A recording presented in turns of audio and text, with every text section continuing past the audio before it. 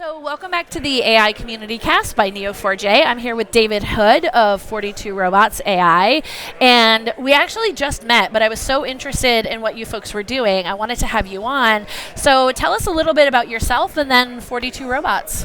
So I have a lot of background in processing large amounts of data with code. I actually was an industrial engineer for many years, which is like systems analysis, worked for Texas Instruments as trying to make things more efficient in the factory. Yeah. And that turns out that skill set is actually really useful right now in the AI world. And so at 42 Robots, we've figured out, I think that there's new levels of data analysis available with AI, like orders of magnitude, like 1,000, 10,000 times more.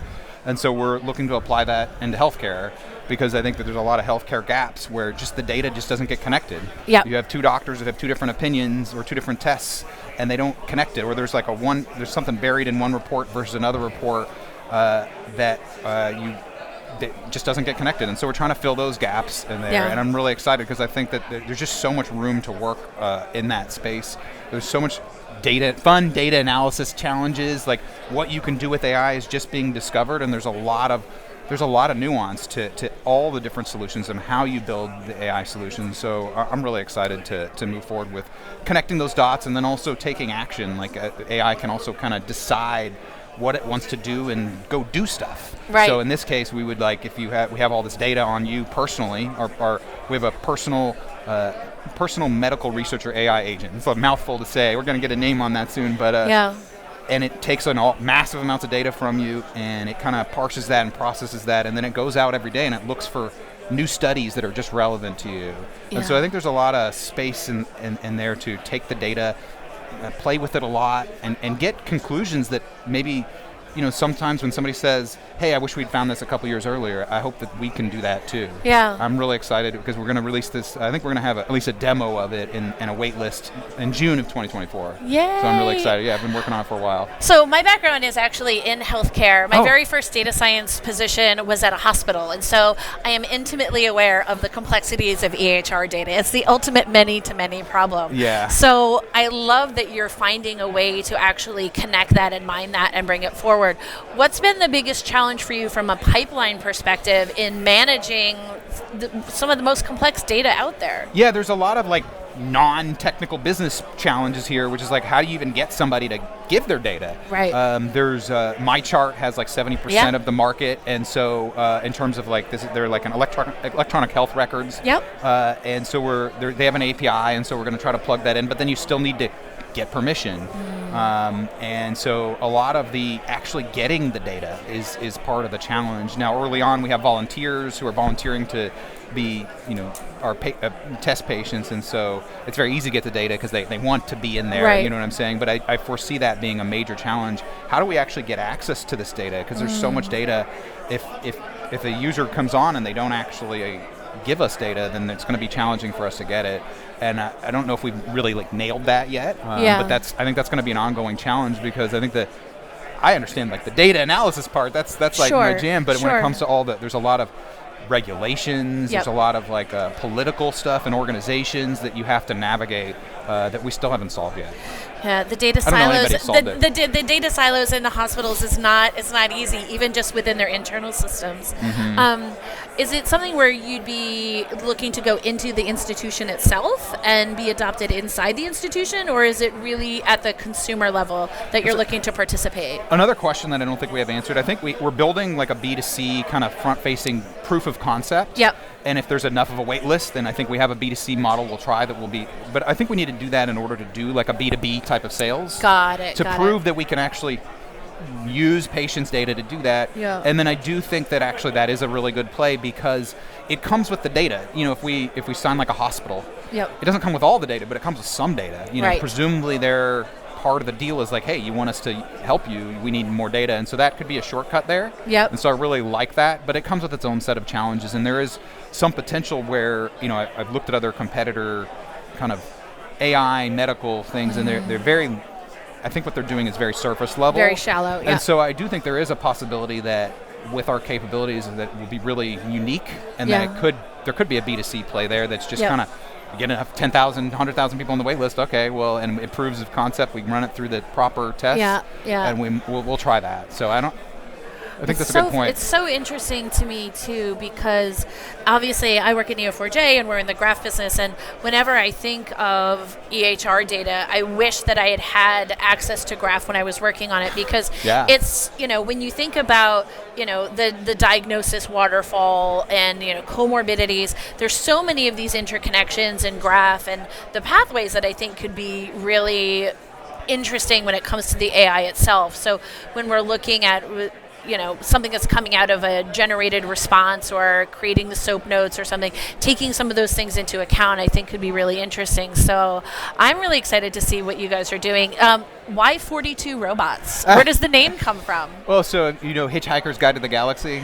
I do. So, I've never read it, I have to admit. There's a whole long joke in there that 42 is, they have this giant robot that spends a million years trying to solve the answer to life, everything in the universe, and the answer is 42. And so I think that we've come together, me and my co-founders, and we think that AI is the answer to life, everything in healthcare, or life, everything in the universe. Got it. It's a little bit of playfulness. We were all 42 when we founded the company, and there's also some kind of fun math nerdy things that it has multiple meanings. So nice. It's just kind of we want to be sort of playful and open and as a company. That's a good one. Present a little bit of a different perspective on that. Yeah, a little less stodgy.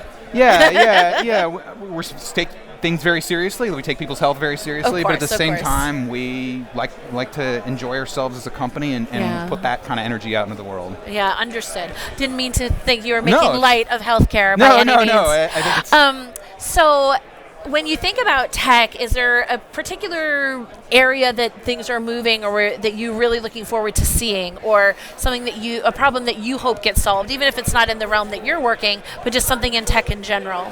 Yeah, I think that there's a lot of new code that needs to be built to support using AI, specifically, primarily I'm more knowledgeable about large language models, the text-to-text, within code, because you're injecting randomness. There's a lot of different ways to use AI, and there's a lot of nuance to how you make your decisions. And I think as a company, when you're building software that's native AI or has AI even embedded into it, there's a lot of decisions and implications to how you use that are new.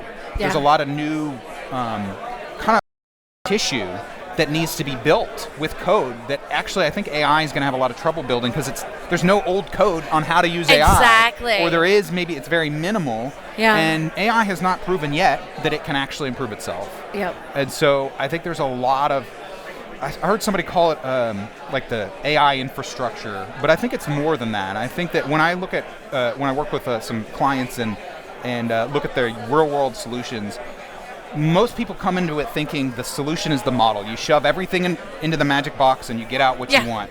And actually, that's not what it is. It's a system of code where you use AI at key places to solve key problems. And actually, in most cases, you want to pull out as much as you can as possible. And so as a result, you really don't want to shove it in, because you get lack of reliability. It slows it down. Too much noise. And so I'd like to see more focus on all those connective tissue, all those building blocks of code, of support, because I don't think people really see it yet. And maybe that's just natural, that to be expected. Internet, part of the evolution of 1995, did we really know? Did everybody really understand? There's a lot of prognosticators and hand-waving going on out there. But I think getting into the real specifics, when I look at a full solution, it's usually, it couldn't be done without AI, but it's like 20 to 50% of the solution is AI. The rest of it is actually the code, leveraging AI and leveraging all the other systems of the pieces. And so in our example for our agent, and I'm sure it's going to grow, but we use AI at like basically about 10 different places. And only 2 of them are conversational. The rest of them are actually kind of using it in a very more kind of narrow ML. It's like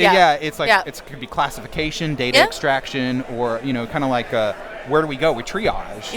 And so I think a lot of tools and software need to be built on how to use AI, and I'd like to see more of that, because we've done a lot of that internally for our own building blocks in different ways, and some people are doing it, but it's very minimal compared to, I think there's actually an overemphasis on training the models right now, and there's so much money and time and energy going into that might actually become commoditized if Mark Zuckerberg has his way, and so in that way it's like, is Llama 4 going to be at a threshold where it's useful enough for 95% of use cases? Well, then the whole can of worms is, how do you use the AI models? Right. That's a really good point. It's a really good point. Focusing more on that as an industry, I think, would be really good for everybody. Oh, that's a good one. I like that. Mr. Hood, thank you so much. It was Thank you great very to much, see Allison. you. David Hood, 42 Robots AI. We're looking forward to seeing what you guys have coming up, and keep an eye out. Maybe you want to participate in the B2C model. Yes, thank you. We have a wait list. Thank you. All right, take care. Bye. Bye.